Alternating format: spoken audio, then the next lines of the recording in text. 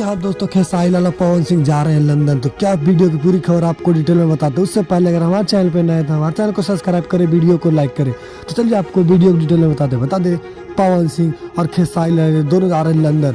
पवन सिंह का जो कि एक फिल्म का जो कि शूटिंग जो कि अभी मुंबई में चल रहा है और कुछ दिन बाद जो कि लंदन जा रहे हैं। वहीं पे खेसारी लाल तो लंदन पहुंच चुके हैं, जो कि संघर्ष 2 फिल्म का शूटिंग कर रहे हैं। वहीं पे कहीं ना पवन सिंह देख कर इनको देखे हैं और सोचे हैं कि इनसे भी हम ब्लॉकबस्टर जो कि मूवी करेंगे। उस मूवी का नाम है धर्म उस मूवी का नाम है। और खेसारी लाल का संघर्ष 2 जो कि शूटिंग चल रहा है लंदन में और आधा से बेसी हो भी चुका है।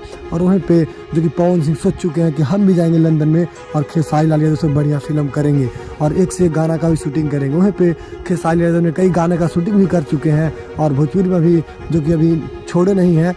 और वहीं पे पवन सिंह जाएंगे और अपना एक से एक गाना जो कि भोजपुरी में लंदन से शूटिंग करके भेजेंगे और तहलका मचाएंगे। और जो कि तहलका मचाएंगे और एक से एक गाना जो कि ट्रेंडिंग में जाएगा। उनका भी सोचते हैं कि हमारा भी गाना ट्रेंडिंग में